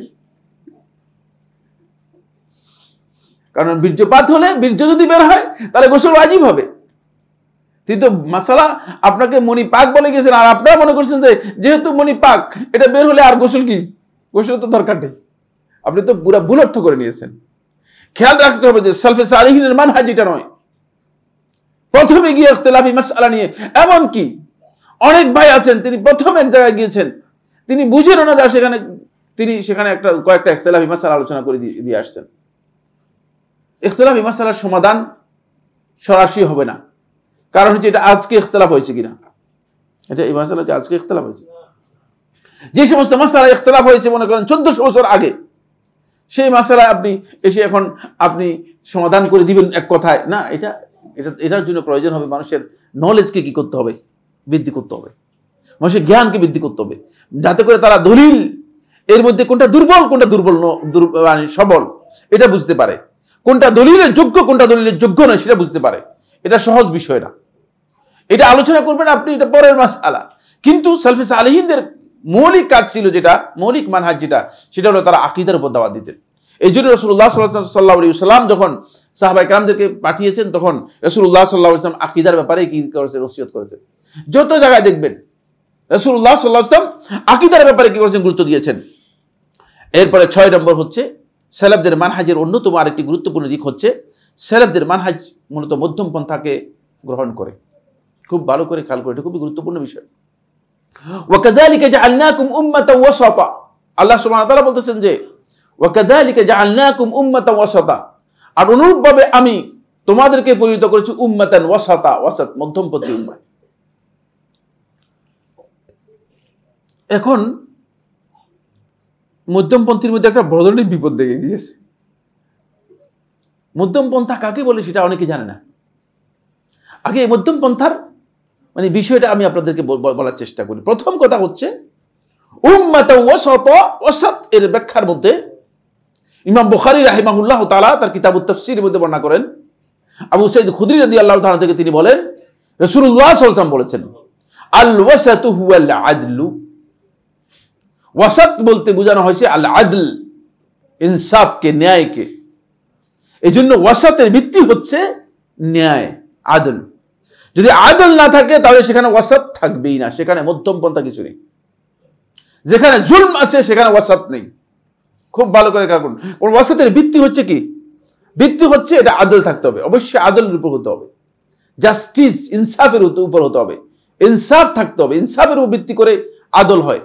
এই জন্য এই উম্মতের অন্যতম গুরুত্বপূর্ণ বৈশিষ্ট্য হচ্ছে যে এই উম্মত মূলত ওয়াসাত, মধ্যমপন্থী হবে, এটার আদল থাকবে, এর মধ্যে কি থাকবে? আদল থাকবে, ইনসাফ থাকবে, সমতা থাকবে, জাস্টিস থাকবে। ওয়াসাত বিপরীত দুইমুখী জিনিসের মাঝে কোনোদিন কিয়ামত পর্যন্ত ওয়াসাত হয় না। দিন আর রাতের মধ্যে বলে যে মাঝখানে একটা আমরা মধ্যমপন্থী, তো আমরা দিনও মনে করি না রাতও মনে করি না, মানে এই মধ্যমপন্থীর কি নেই, কোথাও কোনো অস্তিত্ব নেই। হক আর বাতিলের মধ্যে মধ্যমপন্থী নেই। খুব ভালো করে খেয়াল করুন, কথা বুঝাতে পারতেছি কিনা। দুইটা ইজা কানাল আমরানি নাকিদাইন, যখন কোন একটা বিষয়, কোন দুইটা বিষয় যখন একটা আরেকটার বিপরীতমুখী হয় থাকে, এই বিপরীতমুখী বিষয়ের মধ্যে কোথাও ওয়াসাত নেই, কোথাও মধ্যমপন্থা হয় না। হক এবং বাতিলের মধ্যে কোনো মধ্যমপন্থা নেই, কুফর এবং ঈমানের মধ্যে কোনো মধ্যমপন্থা নেই, শিরক এবং তাওহীদের মধ্যে কোনো মধ্যমপন্থা নেই, রাত এবং দিনের মধ্যে কোনো মধ্যমপন্থা নেই। বুঝতে পেরেছেন? এগুলোর মধ্যে আপনি যদি মধ্যমপন্থী, আমরা মধ্যমপন্থী, তো এখন একদল নতুন ডিজাইনের লোক বের হয়েছে, তারা বলে যে হ্যাঁ অসুবিধা নেই, এটাও চলে ওইটাও চলে, যেহেতু মধ্যমপন্থাটা ভালো। হক এবং বাতিলের মাঝখানে কি মধ্যমপন্থা আবিষ্কার করতেছেন? এটা মুতাজিলাদের বক্তব্য। মুতাজিলারাই কেবলমাত্র সর্বপ্রথম আকল দিয়ে এই রাস্তা বের করেছে, বলছে যে ঈমান আর কুফরের মাঝখানে যদি একটা ছোট্ট একটা করিডোর বের করা যায়, ঈমান আর কুফরের মাঝখানে কি একটা করিডোর বের করা যায়। কি করিডোর এটা? বললো যে এটার নাম হচ্ছে মানজিলাতুন বাইনাল মানজিলাতাইন, এটার নাম হচ্ছে মানজিলাতুন বাইনাল মানজিলাতাইন। ঈমানও না, কি জানে, কুফরিও না। বলছে এরকম আমরা কাফেরও বলবো না, এরকম আমরা ঈমানদার বলবো না, যে মাঝখানে আছে। এই সর্বপ্রথম কারা আবিষ্কার করছে? আকল দিয়ে যে যারা বেশি বিবেচনা করেছে, মুতাজিলা সম্প্রদায় এই কাজটি আবিষ্কার করেছে। খেয়াল রাখতে হবে যে ওয়াসাত, দুইটি বিপরীতমুখী জিনিসের মাঝে ওয়াসাত বলতে কিছু নেই, মধ্যমপন্থা নেই। মধ্যমপন্থা হচ্ছে, আবার বলছি, মধ্যমপন্থা হচ্ছে হয়তো দুইটি বিষয় যখন আপনাকে সমানভাবে আপনাকে চুজ করার জন্য, আপনাকে চয়েস করার জন্য অথবা গ্রহণ করার জন্য সুযোগ দিয়েছে, সেই ক্ষেত্রে আপনি মধ্যমপন্থা অবলম্বন করবেন। অথবা যেই কাজের মধ্যে সীমালঙ্ঘন আছে, বাড়াবাড়ি আছে অথবা ছাড়াছাড়ি আছে, এই দুইয়ের মাঝে যদি আপনি অবস্থান গ্রহণ করেন, সেটাতে মধ্যমপন্থা।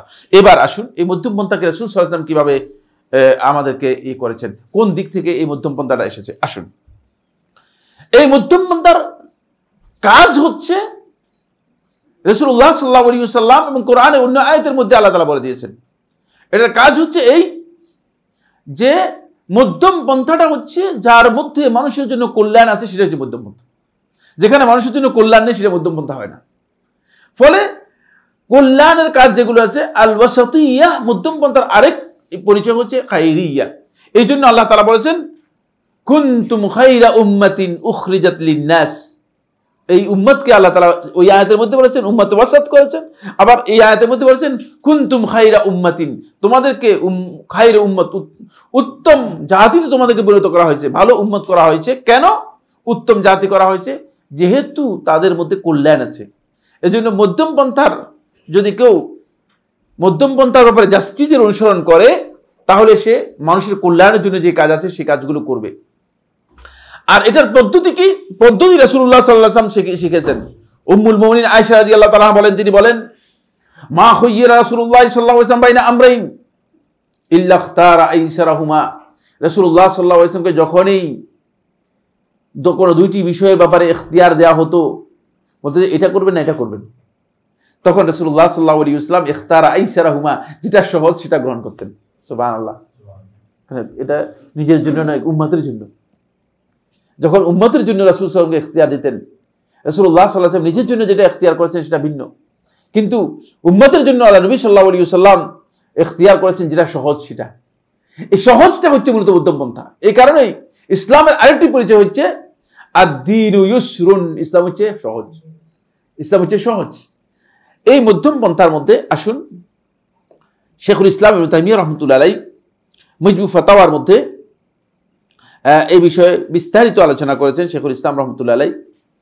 মধ্যম পন্থা আহলুস সুন্নাত ওয়াল জামাত হচ্ছে মধ্যম পন্থা, বাইনাল মিলাল, সমস্ত মিল্লাতের একেবারে মধ্যমপন্থী হচ্ছেন আহলুস সুন্নাহ ওয়াল জামাআহ বা ইসলাম। ইসলামের অনুসারী যারা আছে তারা, মুসলিমরা ইসলামের দিক থেকে ইহুদিদের দিনের মধ্যে যাবেন তাহলে আপনি দেখবেন যে মূলত আহলুল ইসলাম যারা ইসলামের অনুসারী তারা মিল্লাতের দিক থেকে মধ্যমপন্থী। ইহুদিরা নিজেরা নিজেদের উপর জুলুম করে, নিজেদের দিনের মধ্যে নিজেরা বাড়াবাড়ি এমনভাবে করেছে যে তাদের তওবা করতে হতো, নিজেদেরকে হত্যা করতে হতো। তওবা করতে কিভাবে? নিজেকে হত্যা করে দিলে তারপরে তওবা। আল্লাহ রক্ষা করেছে, তাহলে আমাদের কেউ আর তওবা করতে পারতাম না। আমরা বললাম বাপ যান তওবা আপনার, আগে নিজে বাঁচি। তাদের কোনো কারণে যদি শরীরের মধ্যে ময়লা লেগে যেত, ওই জায়গা কেটে আলাদা করে দিত পবিত্রতার জন্য।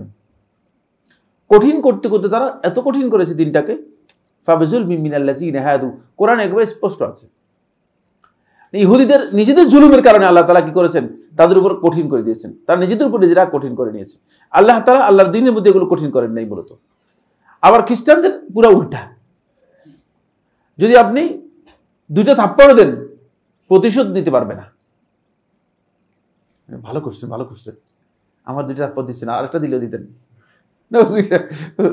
তাদের অবস্থা এমন ছিল যে তারা অপবিত্র যত জিনিস আছে শেষ পর্যন্ত শুকর পর্যন্ত খাওয়া শুরু করছে। শেষ পর্যন্ত মদ তাদের পবিত্র পানীয় হিসেবে বলতেন না, মদের মাধ্যমে তারা একজন লোককে ব্যাপটিস্ট করে, একজন লোককে খ্রিস্টান বানায় মদ খাওয়ানোর মাধ্যমে। বুঝতে পেরেছি কোন পর্যায়ে তারা নিজেদের, মানে কোন পর্যায়ে সীমালঙ্ঘনের কোন পর্যায়ে বা কোন অবস্থায় চলে গেছে। একদিক থেকে এরা ইহুদিরা সীমালঙ্ঘন করেছে, আরেকদিক থেকে এরা এমন দিকে চলেছে সব কিছুকে কি করে দিয়েছে, তারা সম্পূর্ণরূপে নিজেদের জন্য বৈধ করে নিয়েছে। আহলুল ইসলাম মুসলিমরা মূলত এর মাঝে আসছে, এখানে সীমালঙ্ঘন নেই, অতিরিক্ত কিছুই নেই, অতিরঞ্জন নেই। মুসলিমদের এটা সীমালঙ্ঘনের বাইরে। 2 নম্বর হচ্ছে ঈমানের মুসাম্মাল ঈমানের ক্ষেত্রে আহলুস সুন্নাত ওয়াল জামাত যারা সালাফদের মানহাজের উপর আছেন তাদের মধ্যে মধ্যমপন্থা তারা অবলম্বন করেছে। কি মধ্যমপন্থা অবলম্বন করেছে? মুসাম্মাল ঈমান, ঈমানের ক্ষেত্রে। কারণ একদল বলছে যে শুধুমাত্র অন্তরে বিশ্বাস করলেই শেষ, ঈমানদার হয়ে গেছে, আর ঈমান ইটের মতো শক্ত, বুঝলেন না, আর ভাঙবেও না, কিচ্ছু না। এটা অনেক বেশি সীমালঙ্ঘন করেছে মুসাম্মাল ঈমানের ক্ষেত্রে। আরেক দল বলেছে যে না, যদি সগীরা গুনাহ করেন ইমানদার না, আপনি কাফের, বেঈমান, সীমা লঙ্ঘন করেছে। আর আহলুস সুন্নাহ ওয়াল জামাত মূলত এর মধ্যে মাঝখানে এসেছে, তাদের ওয়াসাতিয়ত হচ্ছে এই মাঝখানে, যে ঈমানের ক্ষেত্রে যদি আপনি কবিরা গুনাহ করেন তাহলে আপনি কাফের হয়ে যাবেন না, যতক্ষণ পর্যন্ত আপনি কুফরি যেগুলো ঈমান নষ্ট করে এমন কাজে লিপ্ত না হবেন। কিন্তু অবশ্যই আপনার ঈমানটা কি হবে? দুর্বল হবে, কমে যাবে। ঈমান আপনার কমবে এবং বাড়বে। ভালো কাজ করলে ঈমান বাড়বে, খারাপ কাজ করলে ঈমান কমবে। এরপরে আল্লাহ রাব্বুল আলামিনের নামের ক্ষেত্রে আহলুস সুন্নাহ ওয়াল জামাত ওয়াসাত মা বাইনাল আহলি তা'তিল আল জাহমিয়া ওয়া আহলি তামসিল আল মুশাব্বিহা। জাহমিয়া এবং মুশাব্বিহাদের মাঝামাঝি। জাহমিয়া সম্প্রদায় হচ্ছে যে আল্লাহ তাআলার কোনো নাম গুণ বলতে কিছু নেই, আল্লাহ তাআলার জন্য নাম গুণ সাব্যস্ত করা যাবে না, বলে সাব্যস্ত করলে তো আল্লাহ তাআলা আমাদের মতোই হয়ে যাবে। আর মুশাব্বিহা সম্প্রদায় বলছে না, আল্লাহ তাআলা আসলেই তো একটা, আল্লাহ তাআলা যেহেতু সত্তা আছে তার সবকিছু মানুষের মতোই। যেহেতু আল্লাহ তাআলা হাদিসের মধ্যে বলেছেন যে খালাকাল্লাহু আদম আলা সূরাতিহি, আল্লাহ তাআলা আদমকে তার আকৃতিতে তৈরি করছেন। বলছে আদমের যেমন আকৃতি আছে আল্লাহরও এরকম, আল্লাহর সবকিছু এরকম আছে, ডিজাইন করা আছে। নাউযুবিল্লাহি মিন যালিক। আহলুস সুন্নাহ ওয়াল জামাত এই দুইয়ের মাঝে মধ্যম পন্থা অবলম্বন করেছেন। আল্লাহ তাআলার আকার আকৃতি, আল্লাহ রাব্বুল আলামিন সত্তা তার সাব্যস্ত হয়েছে, সত্তার আকৃতি সাব্যস্ত হয়েছে, কিন্তু সেটা কেমন এটা আমরা জানি না। আর আল্লাহ রাব্বুল আলামিনের জন্য দেহ, অবয়ব, এগুলো কাঠামো সাব্যস্ত করা জায়েজ নেই, যেটা আল্লাহ তাআলা নিজের জন্য সাব্যস্ত করেন নাই। তবে আল্লাহ রাব্বুল আলামিনের সিফাত যেগুলো আছে সেগুলো অবশ্যই কি করতে হবে? আমাদেরকে সাব্যস্ত করতে হবে। আহলুস সুন্নাহ ওয়াল জামাত আফআলুল ইবাদ, বান্দার কাজের ব্যাপারে আমাদের সকলের প্রশ্ন, অনেক লম্বা আলোচনা, এটা খুব গুরুত্বপূর্ণ আলোচনা ছিল, কিন্তু আমরা শেষ করে দিতে চাচ্ছি সামনের আলোচনা যাওয়ার জন্য। বান্দার কাজ এই যে আমরা যে সমস্ত কাজ করতেছি, এখানে আহলুস সুন্নাহ ওয়াল জামাত মধ্যম পন্থা অবলম্বন করেছেন। একদল বলতেছে যে বান্দার কাজ বলতে আবার কি বুঝাচ্ছেন আপনি?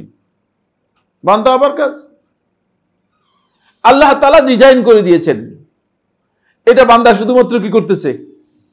আল্লাহ রাব্বুল আলামিন রিমোট আল্লাহর হাতে, বলছে রিমোটটা রেখেছেন আল্লাহ, আমাকে এভাবে ঘুরাচ্ছেন, আমি ঘুরতেছি শুধু, এটা আল্লাহই ঘুরাচ্ছে, আল্লাহই করাচ্ছে। বলে আমি কুফরি করছি, জি এটা আল্লাহ তাআলার পক্ষ থেকে, আমি শিরক করতেছি, এটা আল্লাহ তাআলাই করাচ্ছেন আমাকে, সবটা আল্লাহ তাআলার কাছে। নাউযুবিল্লাহ।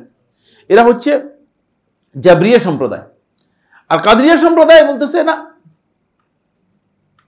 বলে মানুষের কাজের মধ্যে আল্লাহর কোনো ক্ষমতাই নেই, মানুষ নিজের মতো মন মতো করতেছে, মানুষ তার ইচ্ছা মতো যাই খুশি তাই করতে পারে, মানুষের স্বাধীন ইখতিয়ার আছে, স্বাধীনভাবে তাকে করতে দিয়েছে, সে তার মতো করতেছে। বলছে যদি মানুষের স্বাধীন ইখতিয়ার না থাকে তাহলে তাকে আল্লাহ তাআলা শাস্তি দিবে কেন? তাদের যুক্তি আছে, অনেক দীর্ঘ যুক্তি আছে। আহলুস সুন্নাহ ওয়াল জামাত হচ্ছে এদের মাঝে, এই দুই দলের মাঝে, কাদরিয়া এবং জাবরিয়াদের মাঝে। তারা আল্লাহ রাব্বুল আলামিনের ইচ্ছার এবং সৃষ্টির প্রভাব মানুষের আমলের মধ্যে আছে এটাকে স্বীকার করে, কিন্তু বান্দারও এখানে ইখতিয়ার আছে এটাকেও স্বীকার করে। কারণ বান্দার একেবারেই ইখতিয়ার না থাকলে বান্দারকে শাস্তি দেওয়ার অর্থ হতে পারে না। অবশ্যই বান্দার কি রয়েছে? একটা ইখতিয়ার আল্লাহ তাআলা বান্দাকে এখানে দিয়েছেন। আচ্ছা, এরপরে সাহাবায়ে কিরামদের ব্যাপারে আহলুস সুন্নাহ ওয়াল জামাত ওয়াসাত মা বাইনা আর রাওয়াফিদ ওয়াল খাওয়ারিজ, রাফিদি এবং খারিজিদের মাঝামাঝি। খারিজিরা যারা আছে তারা সীমালঙ্ঘন করেছে সাহাবায়ে কিরামদের ব্যাপারে। রাফিজি যারা আছে তারা সাহাবায়ে কিরামদের সবাইকে কাফের বলেছে, আর আরেক দল আছে সাহাবায়ে কিরামদের ব্যাপারে তারা এমন সীমালঙ্ঘন করেছে যে বলছে না, সাহাবায়ে কিরামদের মধ্যে মানে সাহাবীরা যারা ছিলেন তারা মূলত রাসূল সাল্লাল্লাহু আলাইহি ওয়াসাল্লাম যেভাবে আমানত রেখে গেছেন সেই আমানতগুলো ঠিক রাখেননি। নাউযুবিল্লাহি মিন যালিক। সাহাবায়ে কিরামদেরকে বিভিন্ন জনকে বিভিন্নভাবে তাকফির করেছেন। আহলুস সুন্নাহ ওয়াল জামাত রাফিদি এবং খারিজিদের মাঝামাঝি। সাহাবায়ে কিরামদেরকে ভালোবাসেন, সাহাবায়ে কিরামরা দ্বীনের ব্যাপারে তারা যেটা অবদান তাদের স্বীকার করেন, কিন্তু সাহাবায়ে কিরামদেরকে একেবারেই নিষ্কলুষ বা নিষ্পাপ মনে করেন না। আপনারা আবার এখান থেকে মনে করেন না যে মানে সাহাবায়ে কিরামদের নিষ্পাপ মনে করেন না মানে কি? মানে সাহাবায়ে কিরামদেরকে দোষ ত্রুটি বর্ণনা করেন? নাউযুবিল্লাহি মিন যালিক। যেহেতু সাহাবায়ে কিরাম মানুষ ছিলেন তাহলে তাদের দোষ ত্রুটি হওয়ার কি রয়েছে? সম্ভাবনা আছে। মানে নিষ্কলুষ নিষ্পাপ নবীদের মতো তাদেরকে আল্লাহ তাআলা হেফাজত করেছেন এমনটি মনে করেন না। কিন্তু এর অর্থ এই নয় যে সাহাবায়ে কেরামদেরকে তানকিস করা হবে, সাহাবায়ে কেরামদেরকে ছোট করে দেখা হবে, কারণ সাহাবায়ে কেরামদেরকে ছোট করে দেখানোর কোনো সুযোগ নেই। আহলুস সুন্নাত ওয়াল জামাতের আরেকটি দিক হচ্ছে তারা দানের ক্ষেত্রে এবং অর্থনৈতিক ক্ষেত্রে তারা ইসরাফ, তাবযির, মানে অতিরিক্ত খরচ, অতিরিক্ত অপচয়, অপব্যবহার, এগুলো থেকে ওয়াত তাকতির, একেবারেই খরচ না করা থেকে তারা কি মধ্যম পন্থা অবলম্বন করেন। ওয়াল্লাযীনা ইযা আনফাকু লাম ইউসরিফু ওয়া লাম ইয়াকতুরু ওয়া কানা বাইনা যালিকা কাওয়ামা। লাম ইউসরিফু, ইসরাফও করবে না। এখন আমরা যখন ইসরাফের ব্যাপারে বলি যে ভাই ইসরাফ করেন না, তখন দেখা যায় যে বাসায় গিয়ে মানে আমাদের জন্য নাস্তা নিয়ে আসছে, চা আর বুঝি না টোস্ট বিস্কুট। আমাদের এই ঘরানার লোকদের বেশিরভাগ এই ধরনের আইব পাওয়া যায়, বুঝতে পেরেছেন? আপনারা রাগ করতেছেন আমার উপর? হ্যাঁ, অন্যরা একটু অন্যদের সাথেও দেখেন, অন্যদের সাথেও ঘোরাফেরা করেন, দেখেন যে কি মানে কি ধরনের রাস্তা করায়, কি ধরনের করে, একটু দেখেন না ঘুরে টুরে, কিছু জ্ঞান হোক আপনাদের। যেহেতু মানে অনেক এখানকার আলেমরা যেহেতু কন্ট্যাক্ট করে যায় না, তখন দেখা যায় যে একজন আলেমকে নিয়ে গেছে, একজন আবার বলতেছে মানে আমি নিয়ে গিয়েছি যে খরচ, মানে ড্রাইভার বলতেছে যে দেখেছে উনাকে যে টাকা দিয়েছে এর অর্ধেক। যদি আসা যাওয়া তো তার এই লোকটার, হ্যাঁ আপনি যদি নিয়ে যান আর নিয়ে আসেন তাহলে টাকা না দিলেও হয়তো তিনি আল্লাহ, তার পরিশ্রম আল্লাহ। কিন্তু যখন তার পকেট থেকে টাকা দিয়ে, সবাই আবার সমান নয়, পার্থক্য রয়েছে, তার নিজের পকেট থেকে টাকা দিয়ে বললেন না, তিনি একদিন গেলেন, 2 দিন গেলেন, 3 দিন যেতে পারবেন না, ঠিক না? দাওয়াতি কাজও হবে না, দাওয়াতি কাজ হবে না। কিন্তু এই লোকগুলোর মধ্যে যখন ইসরাফের কথা আলোচনা হয় তখন তারা মনে করছে বাবা ইসরাফ করবো কেন আমরা? একজন তো বলতেছে ঘরে কি সে খাট কিনা জায়েজ হবে কিনা, আমার বলছে না, খাট না কিনে ঘরের মধ্যে আপনি গর্ত করে ফেলেন, গর্ত করে সেখানে থাকেন, খাট কিনবেন কেন? বুঝতে হবে, বুঝলেন না? ইসলাম মানুষদেরকে ছোট করে না, ইসরাফের অর্থ বুঝতে হবে আপনাকে। যেখানে যেই সম্মান সেখানে সেই সম্মান রেখে তারপরে ইসরাফ, অতিরিক্ত করার নাম হচ্ছে ইসরাফ। বুঝতে পেরেছেন? মেহমান এসেছে ইব্রাহিম আলাইহিস সালামের কাছে, 2 জন বা 3 জন, আপনারা কোরআনের মধ্যে দেখবেন। মেহমানের জন্য ফাজাআ বিইজলিন হানিদ, একটি বড় গরু বাছুর গুড়াটা ভাজি করে নিয়ে এসে দিয়েছে। ইসরাফ করছে নাকি? এটা কোরআনে বুঝতে আসছে। বুঝতে হবে, মেহমানের সম্মান বুঝতে হয়। বুঝতে পেরেছেন কিনা? আহলুস সুন্নাত ওয়াল জামাত ইসরাফও করবে না, অতিরিক্ত অপচয় করবে না, আবার কি করবে না, আবার মানে একেবারেই এটা কুঞ্জুসির শেষ, এর নাম দিয়েছি। এর আমরা মানে ছোটবেলা যখন মাদ্রাসায় পড়তাম তখন বুঝতে, কুঞ্জুস মাখি চুস, মাখি তো বুঝেন, মাছি, মানে মধুর মধ্যে বাসি পড়ে গেছে, এখন মধুটা উদ্ধার করবে কিভাবে বাসি থেকে? তখন বাসিটাকে চুষে মধুটা উদ্ধার করতেছে। বুঝতে পেরেছেন? বলছে আরে আমার তো মধু অনেক খেয়ে ফেললো। এগুলো ইসলামের পদ্ধতি নয়। কানা বাইনা যালিকা কাওয়ামা, এই দুইয়ের মধ্যে মধ্যম পন্থা অবলম্বন করুন। বুঝলেন? একেবারে দিতে দিতে বললেন না, নিজে ফকির হয়ে গেলেন, আবার একবার রাখতে এইভাবে এমন যে মানে হাত থেকে পানি পড়ে না, এইভাবে করার আল্লাহ তাআলা কোরআনের মধ্যে নিষেধ করেছেন। কোরআনের মধ্যে নিষেধ করেছেন, এগুলো কোরআনের মধ্যে আছে। অনেক লম্বা আলোচনার জন্য শেষ করে দিব। এরপরে পয়েন্ট হচ্ছে যেটা আহলুস সুন্নাত ওয়াল জামাত হচ্ছে ওয়াসাতুন ফি হুব্বিস সালিহিন, সৎ কর্মশীলদের ভালোবাসার ব্যাপারে তারা সুফিদের সীমালঙ্ঘন আর মুতাজিলা এবং আকলানি যারা আছে তাদের মানে ঔদ্ধত্য থেকে মাঝামাঝি অবলম্বন করে থাকে। সুফিরা সীমালঙ্ঘন করতে লোক দেখলেই বুঝেন না, আরে আপনার মতো বুজুর্গ আর কে আছে, আল্লাহ আল্লাহ সিজদা পড়ে যায়। কি ভিতরে আছে বলছে, কি ভিতরে আছে আল্লাহই জানে। এটা সীমালঙ্ঘন। সৎকর্মশীলদের ভালোবাসবেন কিন্তু সৎকর্মশীলদের ব্যাপারে সীমালঙ্ঘন করবেন না, এটা সালাফদের মানহাজের পরিপন্থী। আবার আরেক দল আছে যে তারা বিবেক বিবেচনা, শুধুমাত্র বিবেক খাটে বলে, আর তার কিসের মানে কোনো ব্যক্তিরই কোনো মর্যাদা নেই, কোনো ব্যক্তিরই কোনো কিছুই নেই, তাকে মর্যাদা দেখানোর কি আছে, তার কি গুরুত্ব? খেয়াল রাখতে হবে যে আল্লাহ সুবহানাহু ওয়া তাআলা সৎকর্মশীলদের সম্মানের কথা বলেছেন, মর্যাদার কথা বলেছেন। সুতরাং একদল লোকের মর্যাদা আল্লাহ তাআলা যাদেরকে মর্যাদা দিয়েছেন তাদেরকে আপনি তাচ্ছিল্য করতে পারবেন না। এর মাঝামাঝি হচ্ছে আহলুস সুন্নাত ওয়াল জামাত মধ্যমপন্থা অবলম্বন করেছেন। সেটা হচ্ছে আহলুস সুন্নাত ওয়াল জামাত সৎকর্মশীলকে ভালোবাসেন কিন্তু মাবুদ মনে করেন না, তাদেরকে উপাস্য মনে করেন না, তাদেরকে ভালোবাসেন, তাদের সম্মান তাদের দিয়ে থাকেন। আবার তাদেরকে তাচ্ছিল্য করে তাদের সাথে দুর্ব্যবহার অথবা তাদের সাথে অসৎ ব্যবহারও করেন না, তাদের হক বা সম্মান নষ্ট করেন না, সম্মানহানি করেন না। এখানে সবচেয়ে বড় গুরুত্বপূর্ণ পয়েন্ট হচ্ছে আলেমদের মর্যাদার বিষয়। খেয়াল রাখতে হবে যে আল্লাহ সুবহানাহু ওয়া তাআলা কোরআনে কারীমের মধ্যে আল্লাহ রাব্বুল আলামিন আলেমদের একটা মর্যাদা দিয়েছেন। ইদানিং একটা ট্রেন্ড তৈরি হয়েছে, একটা গ্রুপ তৈরি হয়েছে, মানে আলেমদেরকে তাচ্ছিল্য করা, এটি আমার কাছে সবচেয়ে ঘৃণিত কাজ। আমি খুবই অপছন্দ করি।